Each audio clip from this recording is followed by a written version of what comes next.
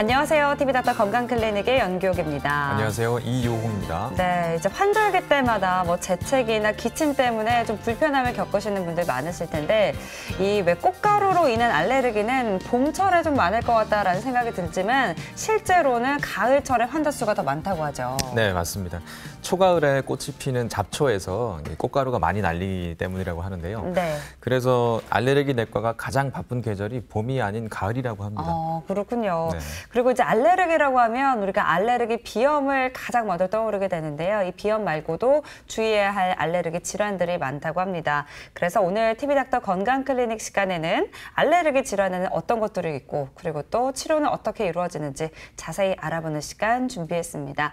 먼저 오늘 함께 해주실 분 화면으로 만나보겠습니다.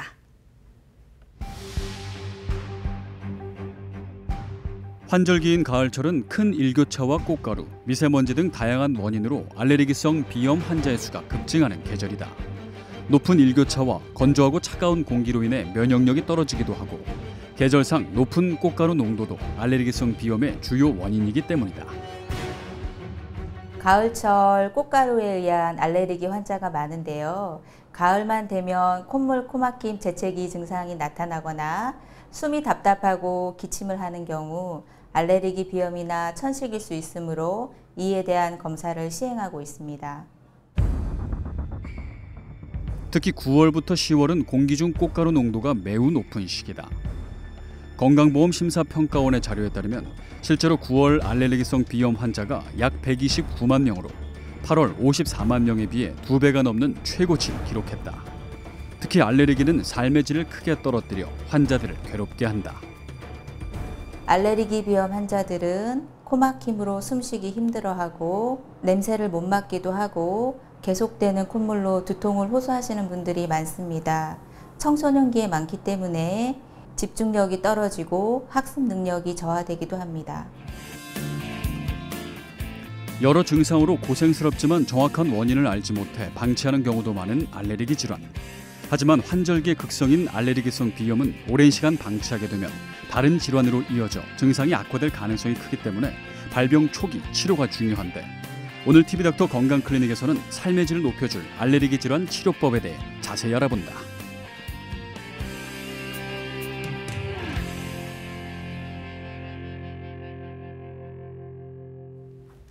네, 저도 이제 심하진 않지만 환절기 때마다 코가 좀 불편하기도 하고 또 목이 좀 아프기도 하거든요. 네. 근데 이게 알레르기 질환이 좀 심하신 분들은 진짜 매일매일이 고통일 정도로 힘겹게 보내신다고 합니다. 네, 맞습니다. 네. 특히 최근에는 알레르기 질환이 이 발생률이 계속 증가하는 추세라고 얘기를 하는데요. 네. 왜 증가하는지도 좀 궁금합니다. 맞습니다.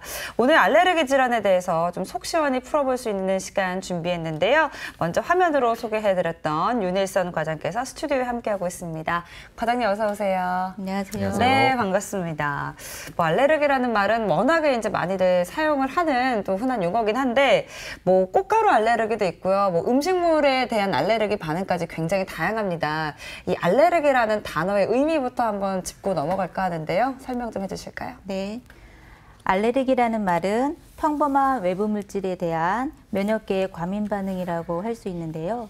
자료 화면을 보시면 네. 가령 세균이 우리 몸에 들어오면 이에 대한 면역 반응을 보여서 세균을 제거하는데 이는 이로운 면역 반응입니다.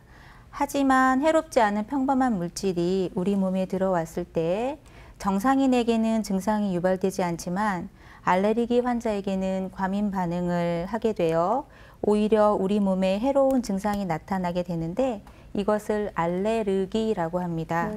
예를 들어 꽃가루는 우리 몸에 전혀 해롭지 않은데 네. 예, 우리 몸의 면역세포와 꽃가루가 만나서 콧물이나 재채기와 같이 몸에서 반응이 나타나게 되는데요.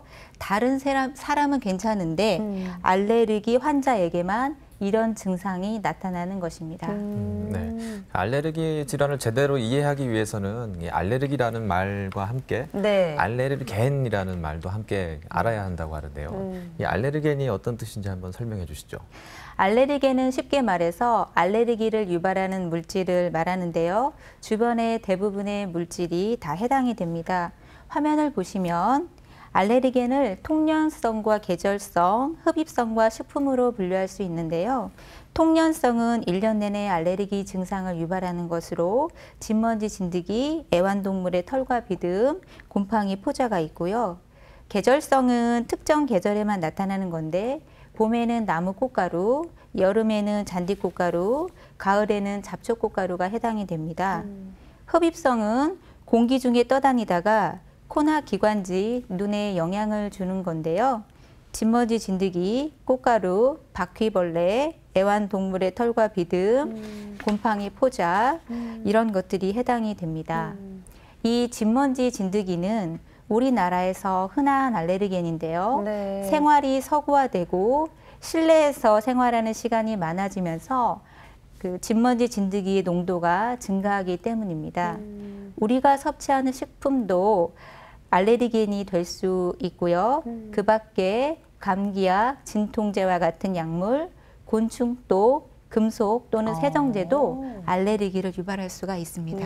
약물. 네. 우리가 접하게 되는 그 모든 물질들이 네. 알레르겐이 될 수 있을 것 같습니다. 세정제도 알레르기 반응을 네. 일으킬 수 있다고 하는 거 저 처음 알았는데 네.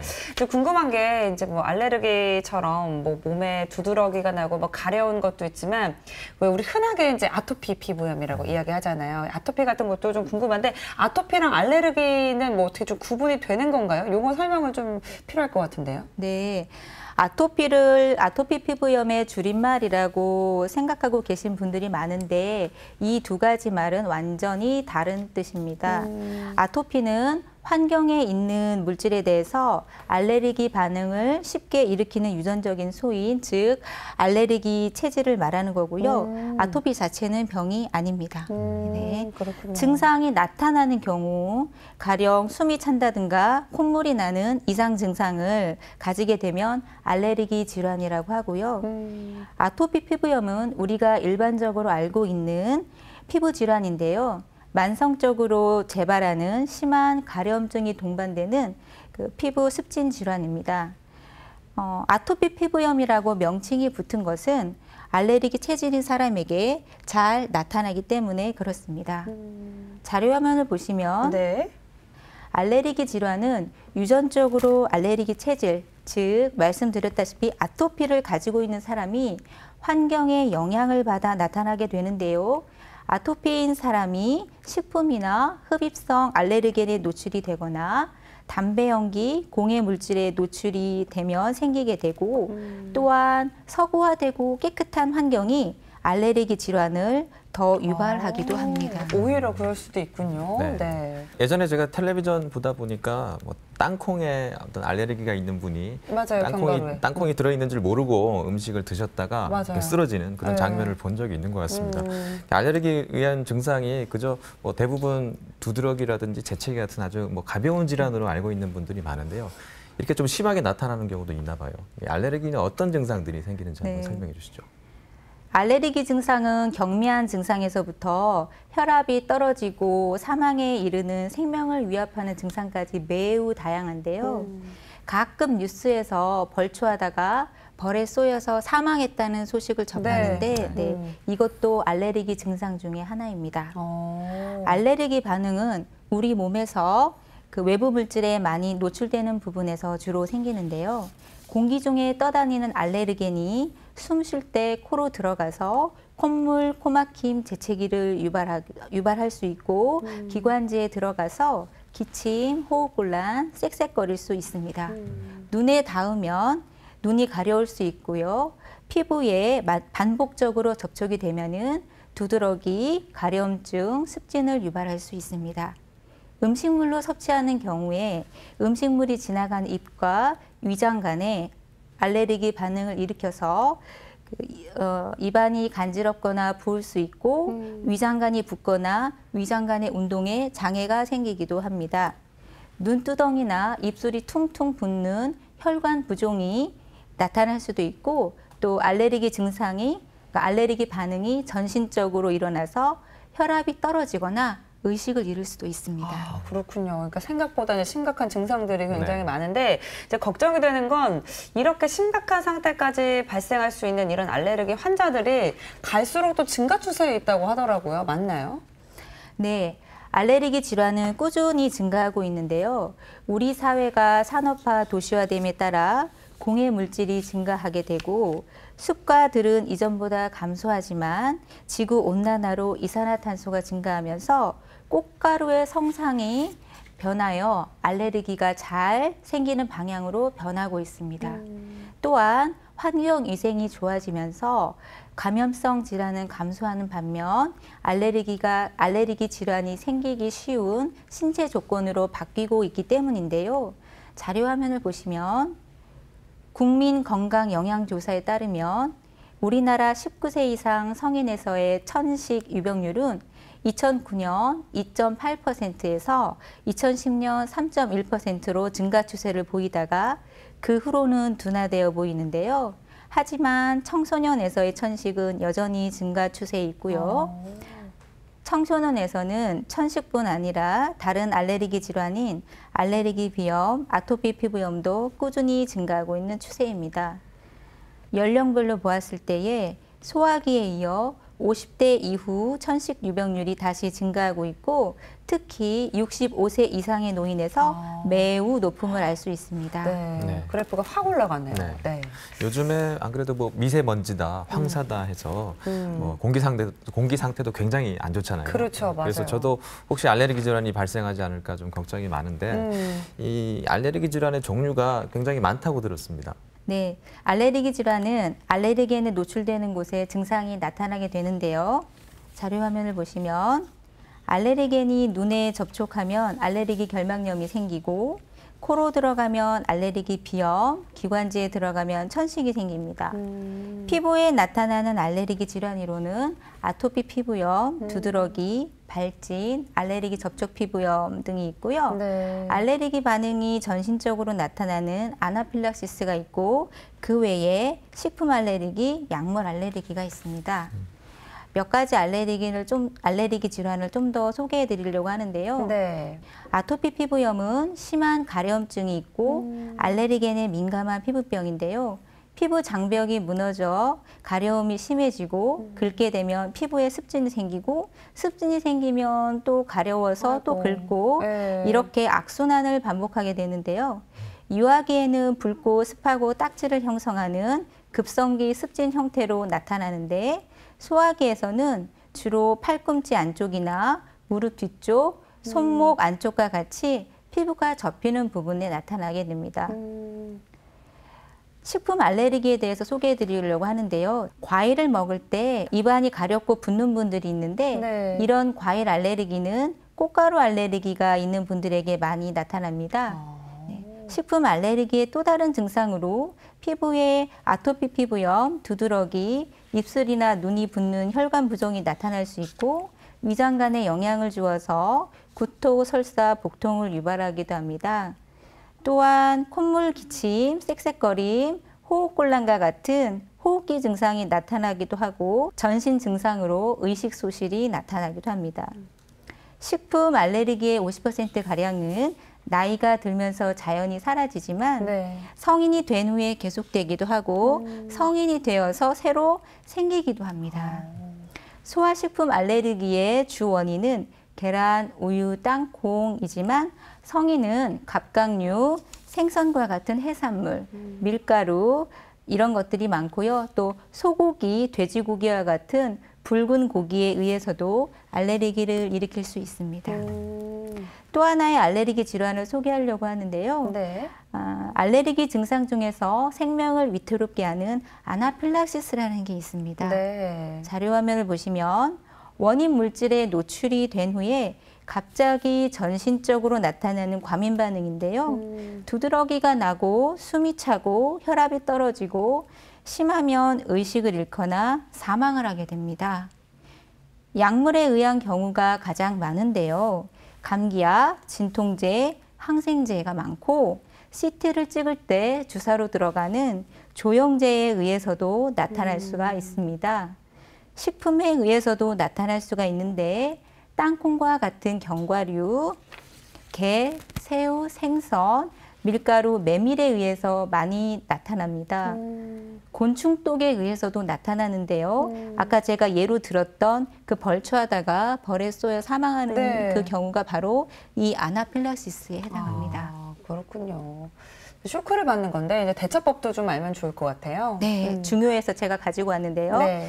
자료화면을 보시면 아나필락시스 환자는 반드시 원인을 찾아서 피해야 하고요. 에피네프린이라는 주사를 가지고 다니다가 아나필락시스 증상이 발생했을 때 스스로 주사를 다리에 찌르고 119를 불러야 합니다. 또 하나의 특이한 알레르기 질환을 또 소개하고자 하는데요. 네. 식품만 섭취했을 때는 알레르기 증상이 없는데 어떤 특정 식품을 섭취하고 2시간 내에 운동을 하게 됐을 때 호흡곤란이나 실신을 하게 되는 그런 알레르기 질환이 있어요. 예를 들어서 피자, 튀김, 라면 등 밀가루 음식을 먹은 뒤에 네. 운동을 하게 되면 숨이 차면서 쓰러졌다. 이런 분들이 오시는데요. 그것은 밀가루에 의한 식품 의존성, 운동 유발성 아나필락시스라고 하는 알레르기 질환입니다. 네. 네, 이런 알레르기가 우리 흔히 아는 뭐 가벼운 그 증상만 유발할 수 있는 것도 있지만 네. 아까 말씀하신 대로 아주 생명을 위협할 수 있는 아주 중한 그러니까요. 그런 증상도 유발할 수 있는 걸 알았습니다. 맞습니다. 네. 근데 보면은 이제 주변에 이제 알레르기 질환을 갖고 계신 분들이 많이 계시잖아요, 주변에. 네. 그러면 뭐 하나만 갖고 있는 게 아니라 뭐 비염이나 아토피 피부염을 같이 갖고 계신 분들도 있고, 네, 그렇죠. 뭐 식품 알레르기도 같이 갖고 계신 분들이 있는데 이렇게 되거나 아니면 좀 그런 정도가 좀 심해지는 것처럼 보이는 분들도 계시거든요. 이게 뭐 특성이 그런 건지 좀 궁금해요. 네. 그 알레르기 질환의 특성을 살펴보면 네. 한 가지 알레르겐이 다양한 증상을 나타낼 수 있고 또는 여러 종류의 알레르겐이 하나의 증상을 나타낼 수 있는데요. 예를 들면은 진먼지 진드기에 의해 그 알레르기 비염 천식이 같이 나타날 수도 있고 진먼지 진드기, 꽃가루, 애완동물의 털 이런 것들 여러 가지 알레르겐에 의해서 알레르기 비염만 나타날 수도 있습니다. 그렇군요. 또 나이에 따라 네. 알레르기 질환의 양상이 변하게 되는데요. 이것을 알레르기 행진이라고 합니다. 자료 화면을 보시면 네. 대체로 신생아기에는 식품 알레르기가 있다가 차츰 아토피 피부염을 호소하게 되고 나이가 들어가면서 천식과 알레르기 비염을 같은 호흡기 알레르기로 변하는데 이렇게 나이가 들어감에 따라 알레르기 질환이 행진하듯이 하나씩 나타난다고 해서 알레르기 행진이라고 합니다. 네. 네. 그러면 가족분들 중에 알레르기 질환이 있으신 분들은 자식에게도 이렇게 알레르기가 발생할 위험이 더 올라간다고 볼 수 있는 건가요? 네, 그렇습니다. 부모 중에 알레르기 질환을 가지고 있으면 자녀들이 알레르기 질환을 가질 확률이 높은데요. 부모 한쪽에만 알레르기 질환, 즉 알레르기 비염, 아토피 피부염, 천식 중에서 어느 하나라도 가지고 있으면 자녀 중 30%에서 알레르기 질환이 생길 수 있고요. 부모 모두 알레르기 질환을 가지고 있으면 자녀 중 70%까지 알레르기 질환이 생길 수가 있습니다. 아까 제가 알레르기 행진에 대해서 말씀을 드렸는데요. 알레르기 비염이 있는 아이가 천식으로 진행할지 안 할지는 매우 중요한데 네. 왜냐하면 천식은 알레르기 비염보다 더 심각한 병이기 때문입니다. 알레르기 비염이 천식으로 진행할 수 있는 요인이 여러 가지가 있는데요. 중요한 것은 가족력입니다. 만일 부모나 조부모 또는 집안에 천식 가족력이 있다면 알레르기 비염을 가진 아이는 향후 천식으로 진행할 확률이 매우 높습니다. 그렇군요. 이제 아까도 알레르기 종류가 굉장히 이제 많았잖아요. 나한테 어떤 알레르기가 있는지 확인해 볼 수 있는 방법도 필요할 것 같은데 피부에다가 하는 검사가 이제 가장 일반적이라고 들었습니다. 어떤 검사인지 소개를 좀 해주실까요? 네, 그 알레르기 체질인 사람은 알레르겐에 노출이 되면 몸에서 면역 글로불린 E라는 것을 만드는데 추후에 그 알레르겐이 다시 우리 몸에 들어오면 이전에 만들어 두었던 면역 글로불린 E를 이용하여 즉각적으로 알레르기 반응을 나타나게 됩니다. 알레르기 피부 반응 검사는 특정 물질에 대한 면역 글로불린 E가 존재하는지 확인해 보는 방법으로 빠르고 정확하게 알레르겐을 찾을 수 있는 방법인데요. 진머지 진드기, 꽃가루, 동물의 털, 견과류, 생선 등과 같이 알레르기를 유발하는 물질을 피부에 발라 반응을 보는 것입니다. 이렇게 피부에 발라놓고 일정 시간 지나면 반응이 나타나는데요. 빨갛게 부어오르면 양성 반응이고 이 물질이 알레르기를 일으키는 물질입니다. 네, 설명을 들어봤는데 이 설명해 드렸던 검사가 실제로는 어떻게 이루어지는지 저희가 화면으로 직접 다녀왔습니다. 먼저 화면 보시고 이야기 더 나눌게요. 알레르기 질환을 치료하는 첫걸음은 정확한 원인을 파악하는 것이다. 피부 반응 검사는 알레르기 질환의 원인, 항원을 찾는 가장 기본적인 검사다. 피부 반응 검사는 예민도가 높고 간편하며 짧은 시간에 결과를 판독할 수 있다는 장점을 가지고 있다. 저희 병원에서 시행하는 알레르기 반응 검사는 흡입성 알레르겐과 음식물 알레르겐을 이용한 검사로 각각 50여 종의 시약을 피부에 떨어뜨리고 15분 후에 반응이 나타나는 물질의 팽진과 발적을 측정하는 검사입니다. 준비 과정 포함하여 20여 분 정도 생각하시면 됩니다. 환자의 등이나 팔 안쪽 부위에 검사하고자 하는 알레르겐과 양성 대조액, 음성 대조액을 한 방울씩 떨어뜨려 부풀어 오르거나 붉어지는지 확인하는 피부 반응 검사. 한 번 생긴 알레르기 체질은 평생 변하지 않으므로 이 검사는 보통 한 차례 시행하는데 음성이었던 알레르겐에 새롭게 면역 반응을 일으키게 되었을 가능성이 큰 경우나 면역 치료 후 그 효과를 판정하기 위한 경우에는 반복하여 검사한다. 네, 이렇게 피부 반응 검사들을 봤는데 생각했던 것보다 이렇게 뭐 복잡한 검사는 아니네요. 네, 알레르기 질환을 치료하기 위해서는 어떤 물질에 알레르기가 있는지 아는 것이 가장 그렇죠. 우선적인 거라고 하는데요. 네. 알레르기로 고생하시는 분들은 꼭 이 검사를 한번 해보시는 게 좋겠습니다. 네, 그럼 지금부터는 이제 대표적인 알레르기 질환 몇 가지를 좀 짚어보겠습니다. 먼저 이제 가장 흔한 알레르기 비염에 대해서 좀 알아볼 텐데, 이제 흔히들 훌쩍거리고 뭐 재채기하고 뭐 콧물 흘리고 뭐 이런 정도로 알고 있거든요. 이 비염 어떤 질환인지 설명을 좀 해주실까요? 코 점막에 염증이 나타나는 것을 비염이라고 하는데요. 알레르기를 유발하는 물질에 의해 나타나면 알레르기 비염이라고 하고 알레르기와 상관없는 비염은 비알레르기 비염이라고 하는데 예를 들어 감기에 걸렸을 때만 나타난다던가 온도 변화가 있을 때만 비염이 나타난다거나 음식을 먹을 때만 나타난다면 그것은 알레르기와는 상관이 없는 경우가 많습니다. 자료 화면을 보시면 네. 알레르기 비염은 알레르기를 일으키는 물질이 코에 노출되면 코 점막이 과민 반응을 나타내서 코가려움, 맑은 콧물, 코막힘, 재채기가 나타나는 건데요. 이런 증상은 겉으로 볼 때 코감기와 증상이 비슷해서 감기라고 착각하기가 쉽습니다. 감기는 일시적으로 생기고 일주일 정도 지나면 낫는데요. 알레르기 비염은 1년 내내 장기적으로 지속되거나 어떤 특정한 계절만 되면 나타나기도 하고요. 하루 중에는 아침에 특히 증상이 심합니다. 또한 감기는 코 증상뿐만이 아니라 목이 아프다거나 열이 난다든가 몸살이 동반되기도 하는데요. 알레르기 비염은 주로 코 증상으로 나타납니다. 그렇군요. 그러면 이 알레르기 비염의 원인도 있을 것 같거든요. 원인이 뭔가요? 네, 알레르기 비염의 원인은 유전적인 요인과 환경적인 요인에 의해서 나타나는데 먼저 유전적인 요인부터 살펴보면 집안에 알레르기 환자가 있는 경우 더 잘 생깁니다. 환경적인 요인으로는 알레르기를 유발하는 물질에 노출되어 생기는데 우리나라에서 가장 흔한 알레르기는 진머지 찐뜨기입니다. 진머지 찐뜨기는 사람의 피부 각질이나 비듬을 먹고 살기 때문에 이불, 베개와 같은 침구류, 천소파, 카페트에 많이 살고요. 1년 내내 알레르기 비염의 증상을 일으킬 수 있고 또 꽃가루가 날리는 봄, 가을에 증상이 더 악화될 수도 있습니다. 애완동물의 털이나 각질 그리고 바퀴벌레에 의해서도 1년 내내 증상이 나타날 수도 있습니다.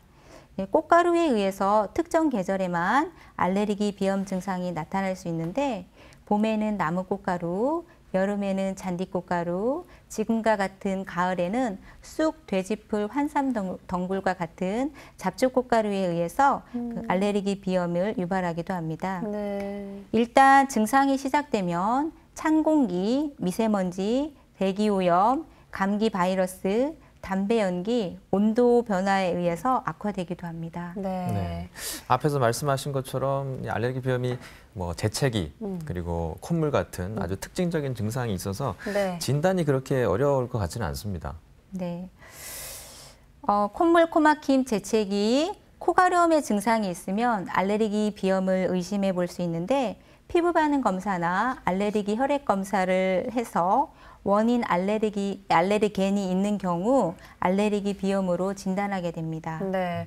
그리고 또 이제 알레르기 비염과 동반되는 질환도 있다고 하고요. 또 생길 수 있는 합병증도 있다면서요. 네, 자료 화면을 보시면 알레르기 비염 환자는 알레르기 결막염, 부비동염, 비용종, 중이염, 천식을 같이 가지고 있는 경우가 많은데요. 여기서 부비동염이 자주 오기 때문에 좀 더 말씀을 드리면 네. 부비동염은 흔히 축농증이라고 부르는 질환입니다. 코 주위에 얼굴뼈 속에는 빈 공간이 있는데 네. 이 빈 공간이 작은 관을 통해 코 속 공간과 연결이 되어 있는데 네. 이를 부비동이라고 하고요. 비염이 장기간 지속되면 이 부비동에 분비물이 쌓이게 되어 부비동염이 되는데 급성기에는 두통, 미열, 뺨에 통증이 있을 수 있고 만성기에는 지속적인 누런 콧물, 또 콧물이 뒤로 넘어가는 후비루가 지속되거나 더 진행하면 냄새를 잘 맡지 못하고 집중력이 떨어지게 됩니다. 알레르기 비염이 만성화되면서 얼굴과 치아의 구조적인 변형이 올 수도 있고요.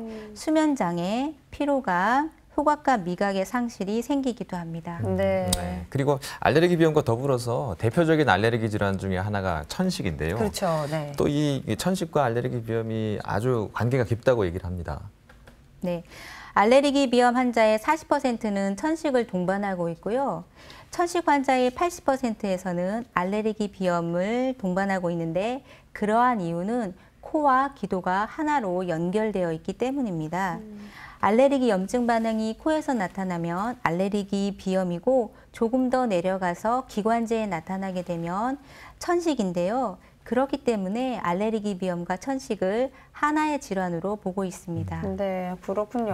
좀 워낙에 이제 불편하기 때문에 좀 빨리 좀 치료를 해줘야 될 텐데 먼저 이제 원인이 되는 물질이나 환경을 피하는 게 이제 가장 중요할 것 같아요. 네, 그렇습니다. 화면을 보시면 알레르기 비염의 원인이 되는 물질, 즉 알레르겐이 무엇인지 피부 반응 검사나 혈액 검사로 찾았으면 피해주는 건데요.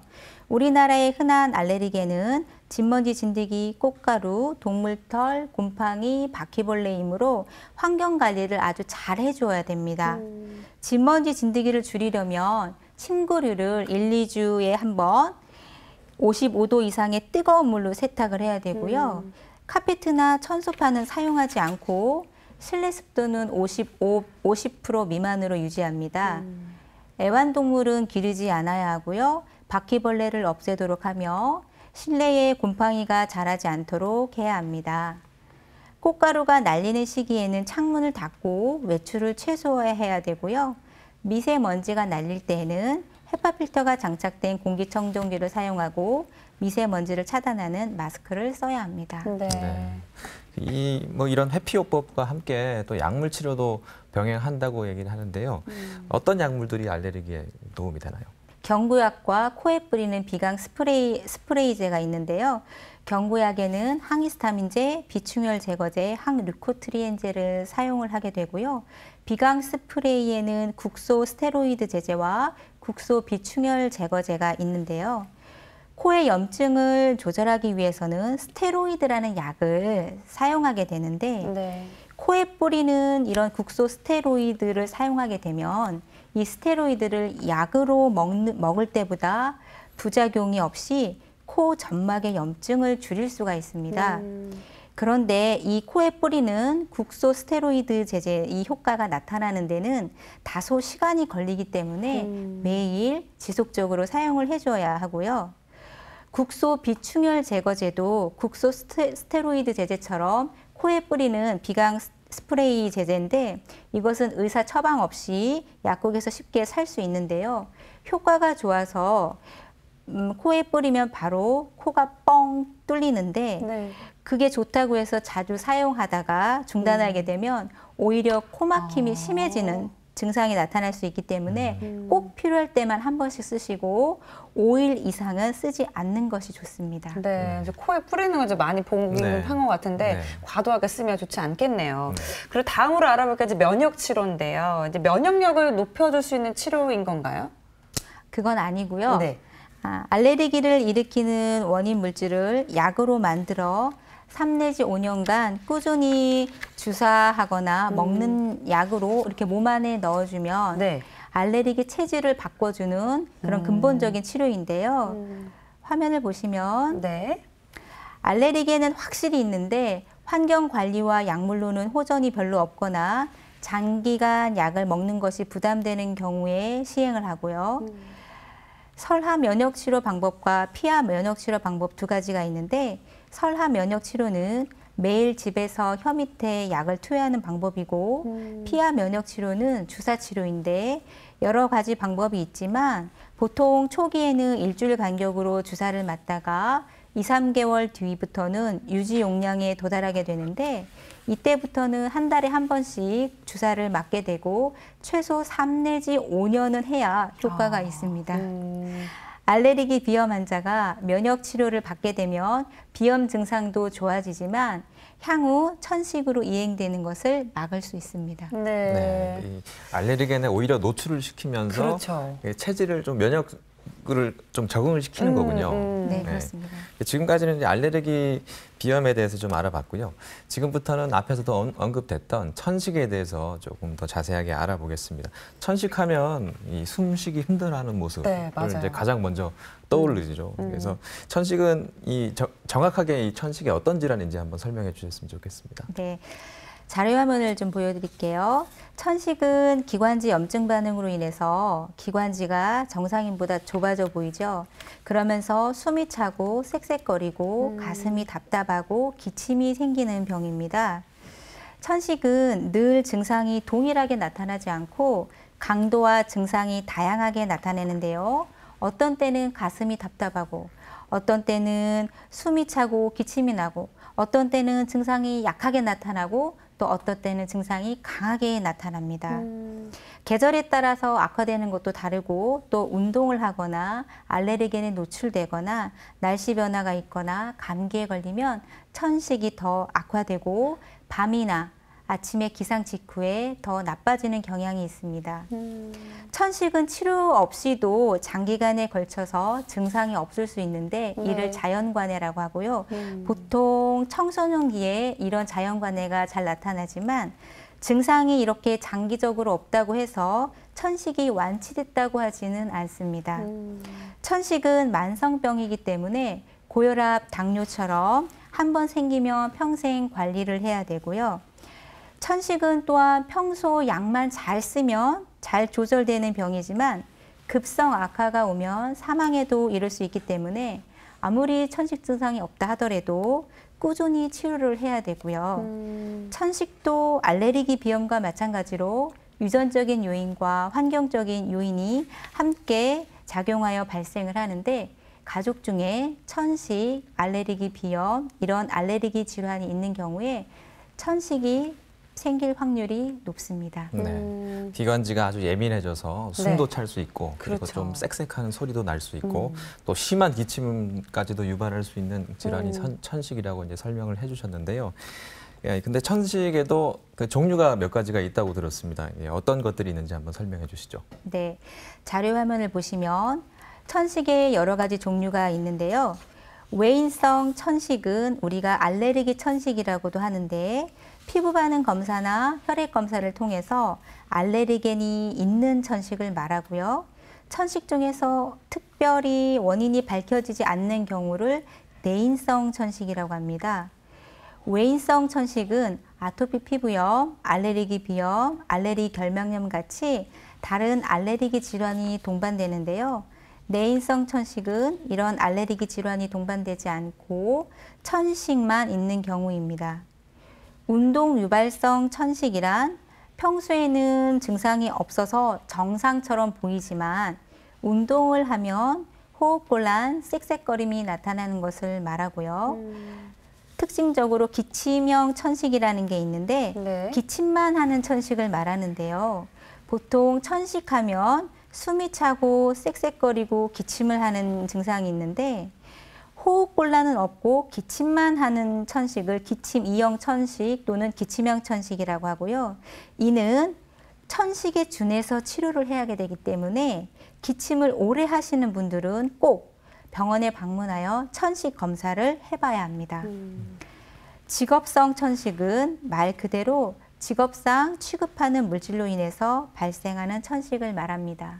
그렇군요. 이제 천식의 종류에 대해서 좀 설명을 들어봤는데 이런 천식을 앓고 계는 분들이 어느 정도 되는지도 궁금합니다. 사실 저도 이제 주변에 몇 분 계시거든요. 네. 선생님께서는 이제 병원에 계시니까 더 많이 보시겠죠? 네, 저보다? 맞습니다. 저희 환자분 중에서도 기침을 아주 오래 한 호소하시는 분들도 있거든요. 그런 네. 분들을 또 검사를 해보면 천식이 실제로 이제 발견되는 경우도 많이 있습니다. 네, 맞습니다. 네. 게다가 또 증상이 심한 천식은 아니어도 네. 꽃가루가 좀 날리면 가볍게 기침을 한다거나 이런 분들은 주변에 되게 많이 보게 되거든요. 맞아요. 이게 보니까 이제 굉장히 우리가 모르게 많은 분들께서 이런 걸 겪고 있다라는 걸 느낄 수가 있는데 천식이 이렇게 발생을 하면 아무래도 증상들도 어떻게 나타나는지 궁금한데요. 네. 천식의 증상을 좀 알아볼까요? 네, 천식의 전형적인 증상은 발작적인 기침, 호흡곤란, 쌕쌕거리는 천명음, 가슴 답답함인데요. 이러한 증상이 있다 없다 반복하고 또 지속적으로 나타나게 됩니다. 하루 종일 변동이 있는데 밤이나 새벽에 악화가 되고 진먼지 진드기나 꽃가루와 같은 알레르겐이나 또 감기, 스트레스에 의해 흔히 악화되기도 합니다. 보통 환자들은 자기가 가지고 있는 증상이 천식인지 모르고 병원에 내원하게 되는데요. 다음과 같은 증상을 호소하게 될 때는 저는 천식을 의심합니다. 남들보다 자주 감기에 걸리고 한 달 이상 증상이 지속되는 분들, 처음에는 감기로 시작을 했다가 1, 2주 후에 마른 기침이 지속된다고 하시는 분들, 다른 병원에서 가슴 사진은 여러 번 찍어봤는데 다 정상이라고 하는데 1년 내내 감기를 달고 사신다고 하는 분들, 찬 공기, 먼지, 담배 냄새나 이런 자극적인 냄새 또는 향수에 민감하신 분들, 자다가 새벽에 기침이나 호흡곤란으로 자다가 깬다고 하는 분들, 또는 감기가 걸리면 가슴이 답답하고 호흡곤란이 생기고 쌕쌕거리지만 감기가 없을 때는 아무렇지도 않아서 정상인과 같다고 하시는 분들은 저는 천식을 좀 의심합니다. 네. 천식의 자가진단법을 제가 소개해 드릴 건데요. 네. 자료화면을 보시면 밤에 잠을 자다가 기침이나 숨이 차서 깬 적이 있다. 감기를 앓고 나서 숨이 차거나 기침이 한 달 이상 지속된다. 운동을 하다가 또는 운동을 마치고 숨이 차거나 쌕쌕거린 적이 있다. 스트레스, 향수 냄새 또는 춥거나 바람 부는 날 숨이 차고 쌕쌕거린다. 이 중에 한 개라도 해당이 되면 병원에 내원하셔서 천식 검사를 받아보셨으면 합니다. 네. 그럼 이렇게 천식이 좀 의심이 돼서 병원에 찾아가면 구체적으로 진단을 좀 받아야 될 텐데 어떤 걸 좀 검사를 받게 되나요? 네. 천식은 우리가 자주 찍어볼 수 있는 엑스레이나 흉부 CT로 진단하는 병이 아니기 때문에 의사의 병력 청취가 매우 중요합니다. 아까 말씀드렸던 증상이 있는지 의사가 자세히 물어보게 되고요. 폐기능 검사를 통해서 기관지 확장제의 반응이 있는지 보게 되고 필요하면 천식 유발 검사, 운동 유발 검사를 시행하게 되는데요. 그래도 병원에서 흉부 엑스레이를 찍어보는 이유는 폐렴이나 결핵처럼 다른 폐 질환이 있는지 보려고 하는 것입니다. 천식의 그 천식을 유발하는 원인을 알고자 할 때는 알레르기 피부 반응 검사나 알레르기 혈액 검사를 통해서 알아보게 됩니다. 네, 이제 폐 기능 검사를 한다고 말씀해 주셨는데 이 폐 기능 검사 어떻게 이루어지는지 저희가 화면으로 직접 담아왔습니다. 화면으로 함께 만나보시죠. 생명 활동을 위해 산소를 받아들이고 이산화탄소를 배출하는 일련의 가스 교환 과정을 말하는 호흡. 폐 기능 검사는 바로 이 폐에서 이루어지는 가스 교환 과정, 곧 환기, 관류, 확산 기능을 평가하는 검사다.